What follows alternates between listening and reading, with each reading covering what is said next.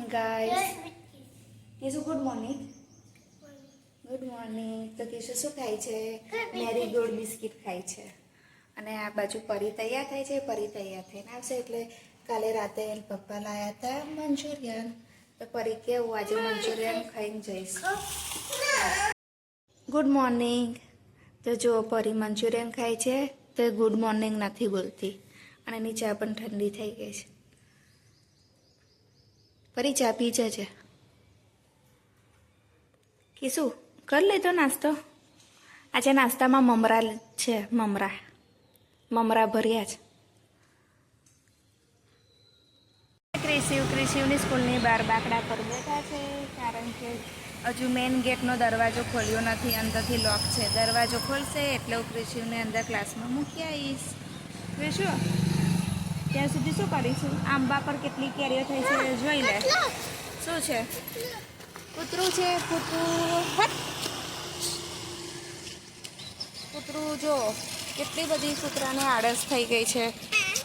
અને કીશું કે છે મમ્મી સેમ તારા જેવો જ છે.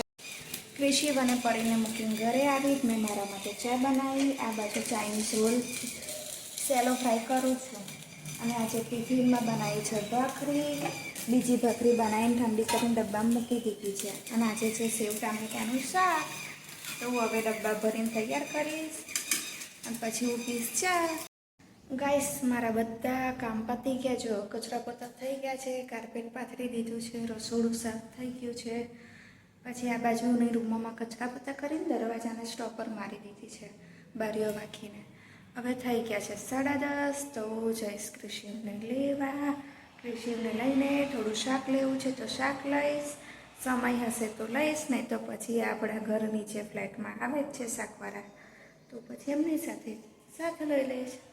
આજે કચરાવાળો જતો રહ્યો છે તો જો મેં કચરો સાથે લઈ લીધો છે. તો રસ્તામાં કચરો ફેંકીને પછી જઈશ ક્રિશિવને લેવા. કીશુ પડી જવાય. તો કીશુનો ફ્રેન્ડ મનાઈ ગયો એટલે બંને જણ તોફાન મસ્તી ધીંગા મસ્તી ચાલુ રાખશે એમની. પડીશ ધીમે રહીને ભાગ. કેમ આ બાજુ આવ્યો? તો ચકરડામાં ગયો ક્રિશિવ. કીશુ પડી જવાય. વાગશે હો બેટા. જો માટી ના રમીશ. લાઈટો જતી રહી તો સીડીથી ચડી ગયા ને. અને કીશુ શું કરે છે? તો દરવાજો નહીં ખોલવાનો. લે પરી ચાવી.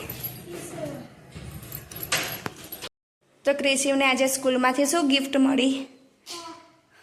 કોની બર્થડે હતી? તો શું ગલ્લો આપ્યો? ગલ્લો સસલા વાળો મસ્ત છે. અને જો એને એનું નાકોરું અને મોઢું બે ઉખાડી નાખ્યું. ના આવું સરસ લાગે. પછી સસલું રડશે કે મારું નાક કાપી નાખ્યું ક્રિશિવે. પરી શું લઈને આવી? Wafer biscuit. પણ આમાંથી એક જ પેકેટ આપીશ. સાંભળો, આજે એક જ પેકેટ તોડવાનું. એક પેકેટમાં 8 બિસ્કિટ આવે છે તો 4 તારા અને 4 કીશુના. હા પિંક કાઢું છું. બંને જણે વેફર બિસ્કિટ મેચીને લઈ લીધા. પરી તે કેટલા લીધા? અને કીશુ તારામ કેટલા છે? રોજ આવું એક પેકેટમાંથી મેચિંગ ખાવાનું. હા પેકેટ સારું. આખું? હા. ક્રિશિવ રમે છે બોલ બેટ. પરી શું કરે છે? ડબ્બાની અંદર કલર ગોઠવે છે. અને લાઈટો જતી રહી છે તો ખબર નહીં લાઈટો ક્યારે આવશે. ત્યાં સુધી અમે કરીશું ટાઈમ પાસ. પરી અને ક્રિશિવે આવીને ખાઈ લીધું છે ભાખરી અને શાક. શું કરવું છે? એક્સરસાઇઝ. તને આવડે છે? પરીને આવડે છે. પરી શીખવાડશે. પરી ક્રિશિવને એક્સરસાઇઝ શીખવાડે. કેમ? લાઈટો આવી ગઈ જો.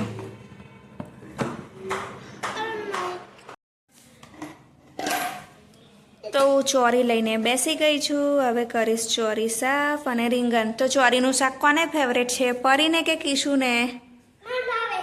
તને ભાવે છે? કાલે હું બનાવીશ. તને પણ ભાવે છે? સારું, બંને જણ ખાજો. હા, ક્રિશિવ મને મદદ કરાવશે ચોરી સાફ કરવામાં. પરી તું નહીં કરાવું મને? હે પરી, તું હવે ચોરી સમારીને ડબ્બામાં ભરી દઈશ. ગાઈસ જો આ બાજુ ક્રિશિવ ચોરી ફોલાવે છે અને કેટલી બધી ફોલી છે, અને આ બાજુ પરી પણ આવી ગઈ, અને બંને જણ વચ્ચે કોમ્પિટિશન રાખ્યું છે. અડધી ચોરી કિશુને આપી છે અને અડધી પરીને આપી છે કે સૌથી પહેલાં કોણ ફોલીને સાફ કરીને આપશે એ વિનર ગણાશે.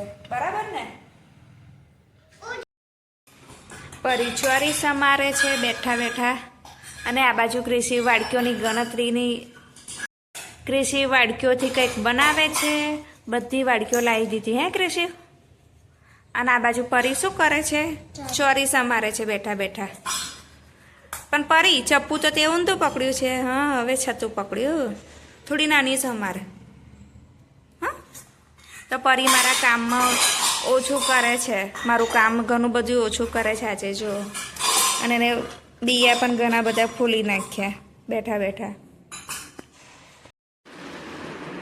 ઓ કિશુ ને પરી અમે ત્રણે જણે ચા અને મેરીગોલ્ડ બિસ્કિટ ખાતા. તો કિશુએ તો એક આખું પેકેટ પતાવી નાખ્યું નહીં પરી? હવે કાલે એને પેકેટ નહીં મળે બીજું, તને મળશે. ગાઈસ જો પરીએ અને ક્રિશિવે બંને બાજુ ચોપડીઓ નોટો ગોઠવી છે. પુસ્તકાલય ખોલ્યું છે હે? તો એવું છે, એટલે રમત રમો છો એવી? સારું. ગોયણીઓની પાછી રમે? પાછી રમો એમ?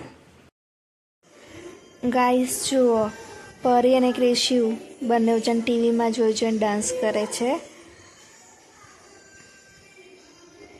તો પરીનો ડાન્સ કેવો લાગ્યો મને કોમેન્ટ્સમાં અવશ્ય જણાવજો. અને શું એને ક્લાસીસ કરાવવા જોઈએ કે ના કરાવવા જોઈએ એ પણ મને કોમેન્ટ્સમાં કહેજો.